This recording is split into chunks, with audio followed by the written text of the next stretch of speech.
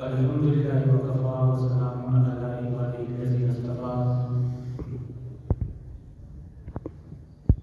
خصوصا على سيدنا ونبينا محمد المصطفى وعلى آله وأصحابه أولي الصدق والصفاء. أما بعد فأعوذ بالله من الشيطان الرجيم. بسم الله الرحمن الرحيم.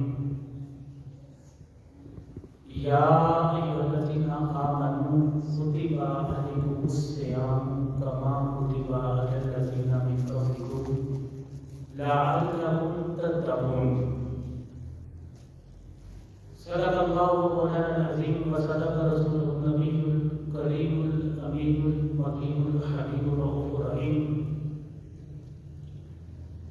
إن الله وملائكته يصلون على النبي يا أيها الذين آمنوا صلوا عليه وسلموا تسليما.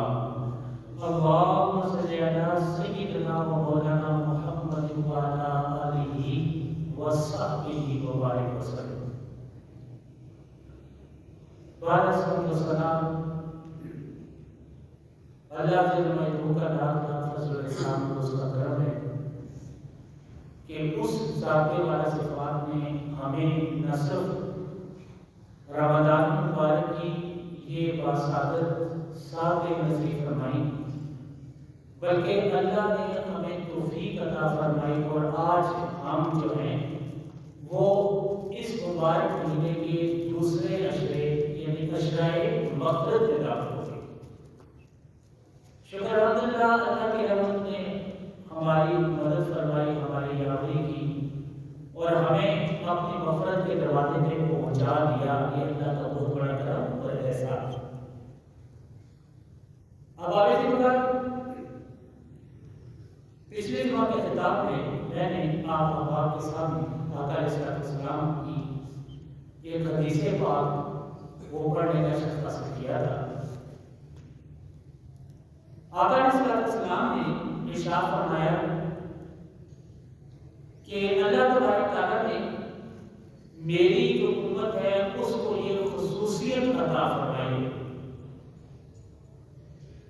اور وہ خصوصیت کیا ہے کہ فرمایا کہ جو روزے دار کی منہ کی بو ہوتی ہے اطیب عند اللہ من المسک، فرمایا کہ وہ اللہ کے نزدیک مشک سے زیادہ بہتر ہے.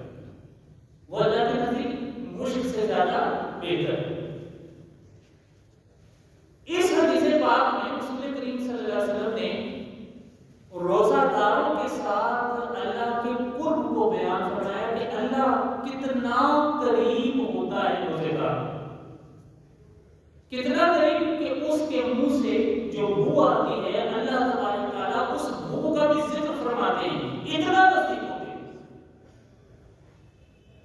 اللہ انسان کے کتنا نزدیک ہے.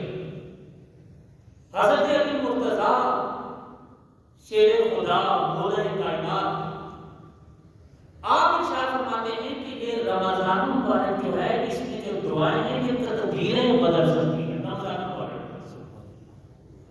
کسی نے پوچھا حضور وہ کیسے؟ فرمایا اس لیے کہ اللہ اپنا عرش جو ہے وہ پہلے آسمان تک لے آتا ہے. بندوں کی اتنی زیادہ قریب ہو جاتا ہے دعائیں سننے کے لیے. تو کیا اللہ بندے کے نزدیک نہیں تھا؟ کیا اللہ بندے کے نزدیک نہیں تھا جو اس کو ضرورت پڑی اور وہ پہلے آسمان پر آ گئے اور اس کو ضرورت پڑی کہ وہ بتانے لگا کہ جو روزہ دار ہیں ان کے منہ کی مہک کو یعنی بو کو بھی میں جو ہے وہ محسوس کرتا ہوں اور میرے نزدیک وہ جو بو ہے وہ مشک سے بھی بہتر ہے. تو یہ قرب کی انتہا ہے، قرب کی انتہا ہے. اگر اس تناظر میں ہم سے کوئی یہ پوچھے تو روزہ کیا ہے، میں اکثر یہ کہتا ہوں کہ روزہ اللہ سے حیا کا نام ہے. روزہ کیا ہے؟ اللہ سے حیا کا نام. تو انسان کا مسلمان ہونے کے بعد ایمان لانے کے بعد جو سب سے بڑا وصف ہے جو اللہ کو سب سے زیادہ نزدیک ہے اور سب سے زیادہ محبوب ہے وہ انسان حیا والا ہونا ہے، انسان کا حیا ہونا ہے۔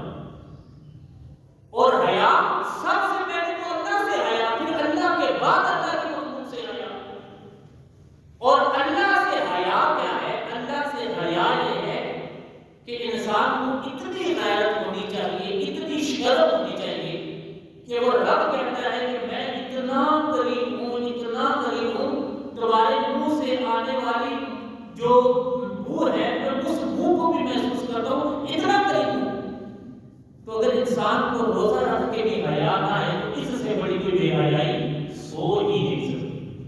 تو روزہ کیا ہے؟ یہ اللہ سے حیا کا نام ہے، اللہ سے شرم کا نام ہے، غیرت ایمانی کا نام روزہ ہے۔ اور اللہ کیوں ہر بندے کے نزدیک نہیں ہے؟ وہ تو کہتا ہے کہ میں انسان کی شہرت سے بھی زیادہ نزدیک ہوں، میں انسان کی شہرت سے بھی زیادہ نزدیک ہوں۔ اگر وہ شہرت سے بھی زیادہ نزدیک ہے تو پھر اس کو یہ کہنے کی کیا ضرورت تھی کہ میں پہلے آسمان پہ آ جاتا ہوں، اپنا عرش اٹھا کے لے جاتا ہوں، تمہارے نزدیک ہو جاتا ہوں، تمہاری دعاؤں کو سنتا ہوں، قبول کرتا ہوں۔ بھائی اللہ تو پہلے ہی نزدیک ہے نا، اللہ تو پہلے ہی نزدیک ہے، تو اس کو بار بار یہ یاد کرانے کی کیا ضرورت ہے؟ تو بات یہ ہے دوستو کہ بعض لوگوں کی پریزنس اتنی ہوتی ہے، ہائیلی ہوتی ہے کہ ہمارے نزدیک ہوتے ہیں کہ ہم اس پریزنس کو بھول جاتے ہیں۔ بہت بے تکلف لوگ بیٹھے ہوں کمرے میں تو ہمیں بعض دفعہ کوئی عمل کرتے ہوئے احساس بھی نہیں ہوتا کہ ہمارا دوست ہمارے ساتھ بیٹھا، ہمیں احساس بھی نہیں ہوتا۔ کوئی ملنے کو آ جائے تو ہم اس کو جو ہے وہ اس کو اہمیت دیتے ہیں۔ جو ہمارے گھر کے افراد ہوتے ہیں، ہمارے نزدیک رہنے والے 24 گھنٹے ہمارے غم خوشی میں شریک، ہم ان کو نظر انداز کر دیتے ہیں، وہ ہماری نظر میں نہیں رہتے اس وجہ سے کہ وہ ہمارے نزدیک اتنے ہیں۔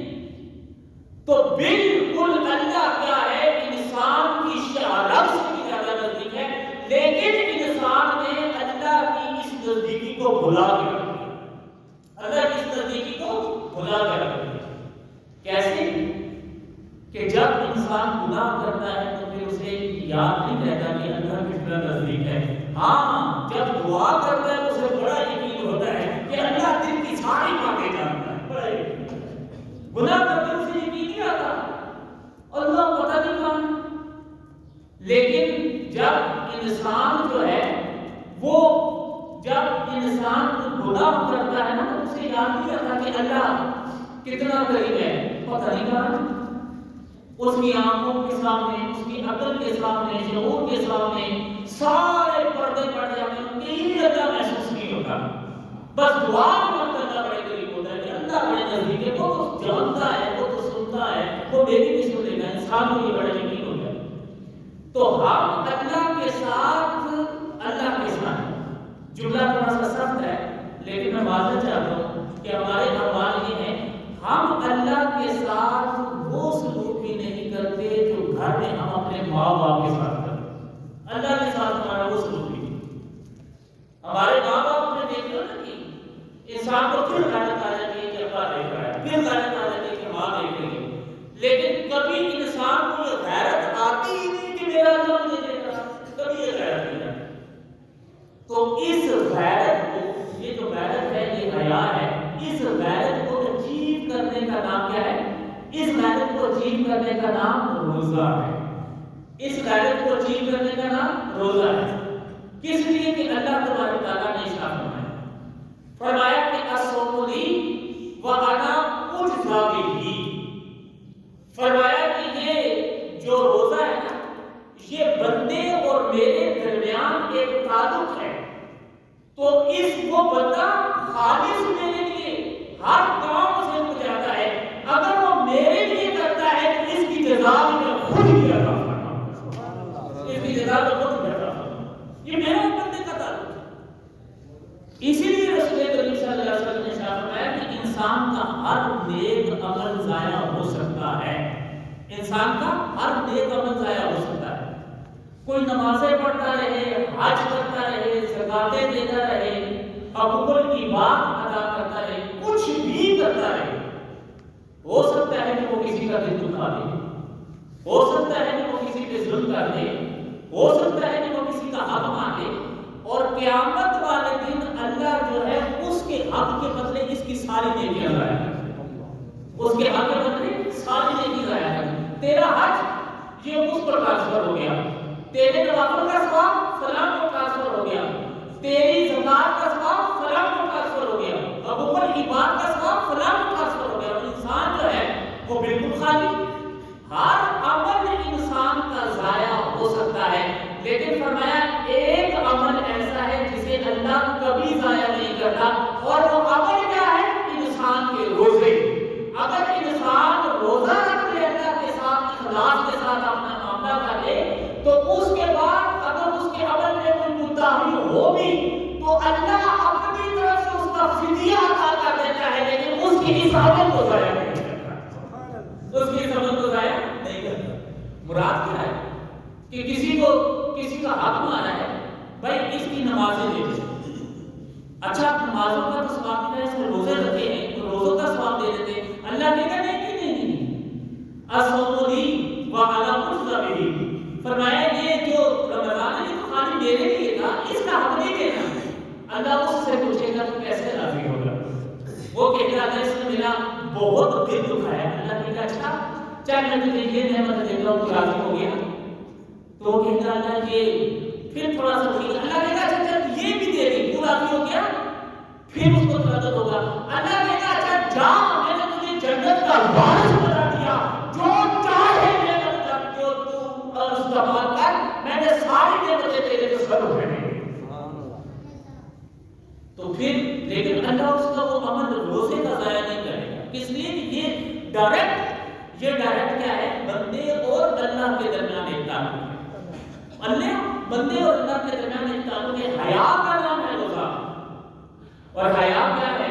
ہمیں کبھی پوری زندگی حیا نہیں آتی، لیکن اس رمضان میں اتنے حیادار ہو جاتے ہیں کہ اگر تنہائی میں بھی میسر ہو کوئی ایسا لمحہ جہاں ہم کھا بھی سکتے ہوں، اپنے ازدواجی تعلق قائم کر سکتے ہو کسی کے ساتھ، یا ہم کوئی ایسی چیز جو روزے کے جو ہے منافی ہو ہم کر سکتے ہو، لیکن ایک گرے سے گرا بھی ایمان والا آدمی اگر اس نے روزہ رکھا ہے تو تنہائی میں بھی ایسا کام نہیں کرے گا۔ اسے آپ پوچھیں گے بھائی کیوں نہیں کرتا، یہاں تو کوئی دیکھ نہیں رہا، کیوں نہیں کرتا؟ وہ کہے گا کوئی دیکھ نہیں رہا لیکن اللہ تو دیکھ رہا ہے، کوئی دیکھ نہیں رہا لیکن اللہ تو دیکھ رہا ہے۔ تو یہ جو اللہ دیکھ رہا ہے یہ پورے سال کبھی اس کو توفیق نہیں ہوئی کہ اس کے دل میں یہ خیال آ جائے، لیکن رمضان مبارک میں اس کے دل میں یہ خیال آ گیا کہ اللہ دیکھ رہا ہے، اس لیے وہ تنہائی میں بھی اللہ سے ڈرتا ہے، تنہائی میں بھی اللہ سے ڈرتا ہے۔ آپ کو بات سمجھ آ گئی؟ تو ہم اللہ کو اگنور کیے بیٹھے، تو جب اللہ تبارک تعالیٰ یہ ارشاد فرماتے ہیں کہ میں بندے کی فریاد کو سنتا ہوں، جب یہ ارشاد فرمایا جاتا ہے کہ میں ساتویں آسمان سے اتر کر پہلے آسمان پر اپنا عرش لے آتا ہوں، یہ ارشاد فرمایا جاتا ہے کہ بندے سے اتنا قریب ہو جاتا ہوں کہ اس کے منہ کی سمیت کو بھی میں جو مشک سے زیادہ بہتر میرے نزدیک ہوتی ہے، میں فیل کرتا ہوں، اتنا نزدیک ہوتا ہوں۔ تو اس سے مثال، اس سے مراد یہ ہے کہ اللہ یاد کروانا چاہتا ہے کہ بندو میرے ساتھ اپنے تعلق کو نہ بھولو، میرے ساتھ اپنے تعلق کو نہ بھولو۔ اگر تم نے زندگی میں ایک کام کر لیا اور وہ کام یہ کہ میرے ساتھ اپنے تعلق اور قرب کو یاد رکھا، اعمال میں اگر کوئی کوتاہی ہو بھی گئی، کوئی غلطی ہو بھی گئی، کوئی گناہ ہو بھی گیا، اگر تم زندگی میں کچھ نہ بھی کر سکے، سب کچھ معاف کر دیا جائے گا، ایک خالی اس کے صدقے کہ تم نے زندگی میں میرے قرب کو محسوس کیا۔ اتنی بنیاد۔ اب میں عرض کروں کہ ہم رمضان اہتمام کے ساتھ، روزے اہتمام کے ساتھ، نمازیں اہتمام کے ساتھ، لیکن اللہ تبارک تعالیٰ ارشاد فرماتے ہیں کہ لعلکم تتقون، فرمایا کہ روزہ مقصود نہیں ہے، یہ روزہ مقصود نہیں ہے، تمہاری ٹکریں اور نمازیں مجھے مقصود نہیں ہیں، ان سے کوئی فرق نہیں پڑتا۔ اگر سارے لوگ مل کر مجھے سجدہ کریں، میری عبادت کریں، تو میری ربوبیت میں کیا فرق پڑتا ہے؟ اور اگر سارے لوگ مل کر مجھے میری عبادت نہ نہ کریں، مجھے سجدے نہ کریں، تو میری ربوبیت میں کیا فرق پڑتا ہے؟ میری شان میں کیا فرق پڑتا ہے؟ اگر تو بھوکا ہے تو تیرا بھوکا رہ لینا میری کون سی شان کو بڑھا دے گا؟ اگر تو پیاسا ہے تو تیرے پیاسے رہنے سے مجھے کون سے کوئی آدر مل جائے گا اور مجھے کون سے کوئی تقوی نہ دیں گے؟ تمہاری بھوک اور پیاس تو مجھے نہیں چاہیے، تمہارے یہ سجدے میرے کسی کام کے نہیں، یہ تمہاری تسبیحات جو ہیں یہ میرے کسی کام کی نہیں، تمہاری یہ زکات و خیرات میرے کسی کام کی نہیں۔ فرمایا ان کا ایک مقصد ہے، اگر تم ان مقصد تک ہی نہ پہنچے تو یہ ساری چیزیں جو ہیں یہ نہ تمہارے کسی کام کی نہ میرے کسی کام کی، مجھے نہیں آتا۔ تو وہ مقصد کیا ہے؟ فرمایا لعلکم تتقون، تاکہ تم کیا متقی بن جاؤ، تاکہ تم متقی بن جاؤ۔ اور ادھر ارشاد فرمایا اللہ تبارک تعالیٰ نے فرمایا الف لام میم ذالک الکتاب لا ریب فیہ ھدی للمتقین۔ فرمایا کہ یہ کتاب جو ہے یہ ہدایت ہے لیکن متقیوں کے لیے۔ فرمایا یہ روزہ اللہ کے قرب کا ذریعہ ہے لیکن متقیوں کے لیے۔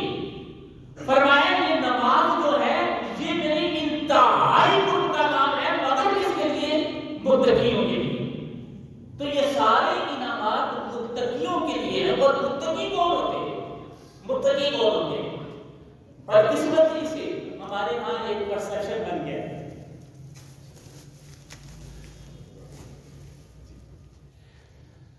بدقسمتی سے ہمارے ہاں ایک پرسیپشن بنا لیا گیا ہے کہ یہ جو تقویٰ ہے نا یہ اتنی اونچی بلند چیز کا نام ہے کہ یہ صرف اللہ کے ولی کر سکتے ہیں، اور اللہ کے ولیوں کے علاوہ تقویٰ کوئی اختیار نہیں، تقویٰ کوئی اختیار نہیں۔ اگر کسی انسان کو یار بھائی متقی کیا ہوتا ہے، یہ تو وہ جو بڑے بڑے لوگ ہیں یہ اس کے کام ہے، ہم تو سیدھے سادے لوگ ہیں، بس نماز روزہ یہ کرنا ہے وہ نہیں کرنا، اس کے علاوہ ہمیں کچھ نہیں آتا، ہم ان چیزوں میں نہیں پڑھتے۔ تو لہٰذا جب بھی ہم یہ آیت کریمہ پڑھتے ہیں نا لعلکم تتقون کا سے ترجمہ کرتے ہیں یہ پرہیزگاروں کا تم پرہیزگار بن سکو، اور اس کے علاوہ ہم نے کبھی نہ سوچا اور نہ ہم نے کبھی کسی کو بتایا اور نہ کسی نے کبھی اس کو سمجھنے کی کوشش کی کہ یہ تقویٰ ہوتا ہے، یہ تقویٰ کس بلا کا ہے۔ تو اللہ تبارک تعالیٰ ارشاد فرماتے ہیں کہ اے ایمان والو تم پر روزے فرض کر دیے کما کتب علی الذین من قبلکم لعلکم تتقون، تاکہ تم سے جیسے کہ تم سے پہلے لوگوں پہ فرض کیے گئے تاکہ تم جو ہے وہ تقوی والے بن سکو۔ اب تقوی کیا ہے؟ تقوی ہدایت کو حاصل کرنے کی پہلی شرط، تقوی ہدایت کو حاصل کرنے کی پہلی شرط، ہدایت پر سچائی کے ساتھ قائم رہنے کا ثبوت اور ہدایت کے راستے پہ آگے بڑھتے رہنے کی سب سے بڑی قوت اور ذات سفر، اس کا نام تقویٰ ہے۔ اور اس کو یوں کہنے کہ قرآن میں اگر ہم جو تقویٰ ہے نا، قرآن میں اگر ہم تقوی کے الفاظ کو اگر سرسری طور پہ بھی دیکھیں کہ تقوی کا کیا مقصد اور تقویٰ کیا ہے، تو تقویٰ جو ہے اسے قرآن میں جو تقوی کا ذکر کیا گیا اس سے اندازہ ہوتا ہے کہ اللہ کے ساتھ تعلق کی سب سے پہلی شرط اس کا نام تقویٰ ہے۔ اور متقی کو بندگی کے دیگر جو کمالات حاصل ہوتے ہیں وہ سارے تقوی کی وجہ سے حاصل ہوتے ہیں، اور اگر کوئی آدمی تقوی سے محروم ہے تو وہ تصورات اور اعمال اور اخلاص میں کبھی کامل ہو ہی نہیں سکتا۔ یہ تقویٰ جو ہے یہ اللہ سے ہدایت کے حصول کی پہلی شرط ہے، جو آدمی متقی نہیں ہوتا وہ کبھی اللہ سے ہدایت حاصل کر ہی نہیں سکتا، اللہ سے کبھی ہدایت حاصل کر ہی نہیں سکتا۔ اور خدا یہ کہتا ہے کہ ہم نے اس رمضان کو کس لیے تم پہ فرض کیا؟ اس لیے کہ لعلکم تتقون، تاکہ تم تقوی والے بنو۔ اب ایک چھوٹی سی مثال دے کر میں آپ کو حضرت عمر فاروق رضی اللہ تعالیٰ عنہ کا ایک قول سنا دوں، بس میری یہ جو خطاب ہے یہ ختم۔ انسان کو تقوی کی فطرت دے کر پیدا کیا، انسان جو ہے وہ بلٹ ان ہے تقویٰ سے، انسان کے اندر اللہ نے تقوی کی صلاحیت رکھی ہے، اور ایک ایسا ذوق اور بنیادی ترین شعور ہے اور فطرت کی وہ مرکزی حالت ہے جو اللہ کی طرف سے آنے والی ہر دعوت کو قبول کرتی ہے اور اس کی طرف جانے کے لیے درکار ہر قوت کو جو ہے مضبوط کرتی ہے، اور اللہ کی نظر میں ہونے کے احساس کو بلکہ یقین کو ہر صورتحال میں زندہ اور فیصلہ خود رکھتی ہے۔ یہ تقویٰ ایسی ہے۔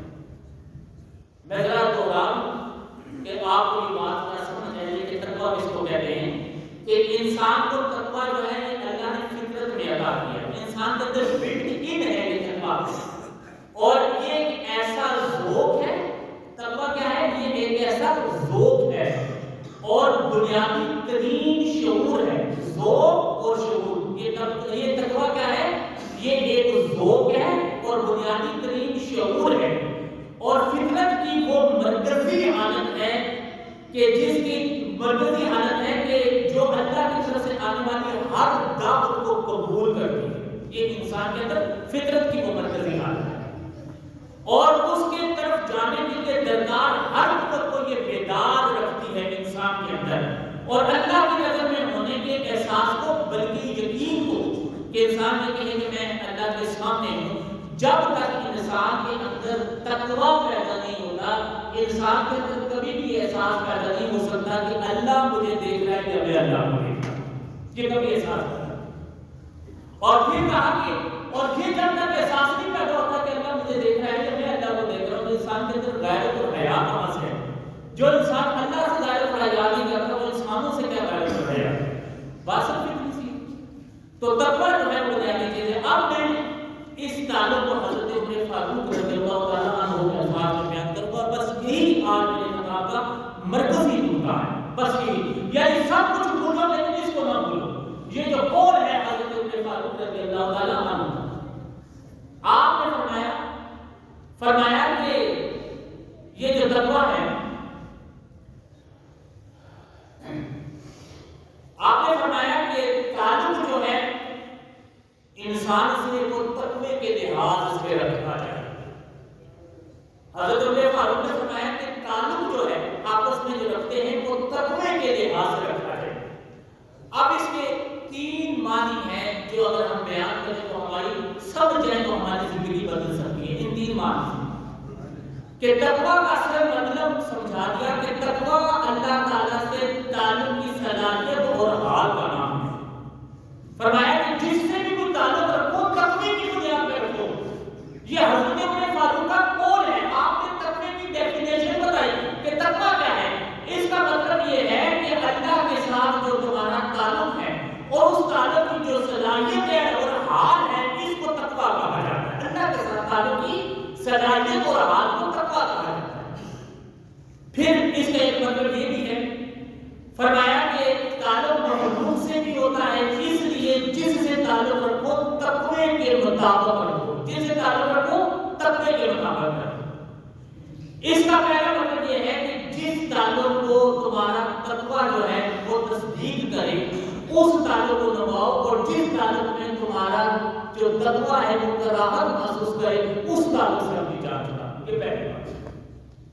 اور دوسری بات آپ نے فرمایا کہ اس کا مطلب یہ بھی ہے کہ خدا خوفی کے ساتھ اللہ کی نظر میں ہونے کے یقین کے ساتھ، آپ نے فرمایا کہ لوگوں کے ساتھ تعلق جو ہے وہ تقوی کی بنیاد پر ہو۔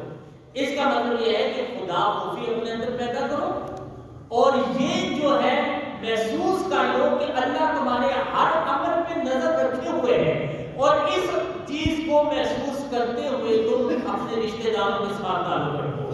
پھر تم جو ہے اپنی دوستیاں بھی اسی وجہ سے رکھو، اس تعلق کے ساتھ، اس تقوی کے ساتھ۔ انسانوں سے تعلق نبھاؤ، پھر اللہ کی مخلوق سے تعلق نبھاؤ، اور وہ کیا کہ اللہ تبارک تعالیٰ مجھے دیکھ رہا ہے، اس سے خوف پیدا ہو جائے۔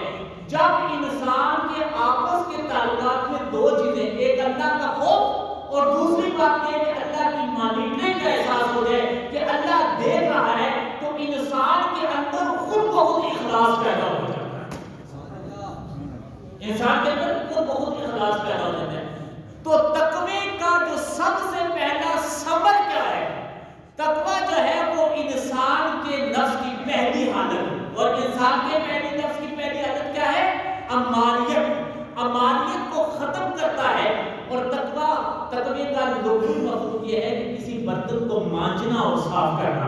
اور جب انسان کے اندر یہ دو چیزیں پیدا ہو جائیں، اللہ کا خوف کہ اللہ، اور دوسری بات یہ کہ اللہ کی مانیٹرنگ کا احساس ہے، اللہ مجھے دیکھ رہا ہے، تو سب سے پہلے جو کام ہوتا ہے انسان کے نفس کی امانت جو ہے وہ میل کے جو ہے جو رگڑ کے اندر سے یہ اللہ کا خوف اور اللہ کی مانیٹرنگ کا احساس یہ اس امانت کو ختم کرتی ہے، اور اس کا الٹیمیٹ نتیجہ یہ ہوتا ہے کہ انسان کے اندر اخلاص پیدا ہوتا ہے.